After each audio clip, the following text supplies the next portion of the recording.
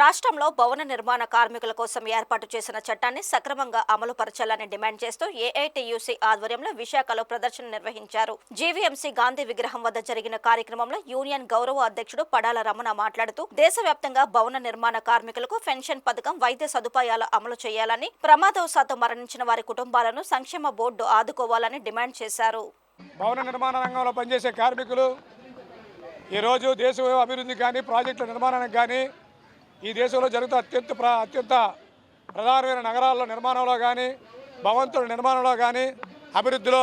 కీలక పాత్ర పోషిస్తూ శ్రమిస్తున్నటువంటి శ్రమజీవులు భవన నిర్మాణ కార్మికులు. అటువంటి భవన నిర్మాణ కార్మికులు ఇవాళ చెమటూచిన పొద్దంతా కష్టపడినా ఇవాళ పట్టుకోవడం పరిస్థితిలో అనేక ఆర్థిక ఇబ్బందులతో సతమతమవుతున్న కార్మిక సంక్షేమం కోసం దశాబ్దాల తరబడి పోరాడి భవన నిర్మాణ కార్మికుల సంక్షేమ చట్టాన్ని సాధించుకోవడం జరిగింది. దేశవ్యాప్తంగా చట్టం వచ్చినప్పటికీ కూడా అనేక రాష్ట్రాల్లో చట్టాన్ని అమలు చేయడంలో స్థానిక రాష్ట్ర ప్రభుత్వాలు ఇవాళ నిర్లక్ష్యంగా వ్యవహరిస్తున్నటువంటి తరుణంలో దేశవ్యాప్తంగా భవన నిర్మాణ కార్మికులందరికీ కూడా పెన్షన్ అమలు చేయాలని, అదేవిధంగా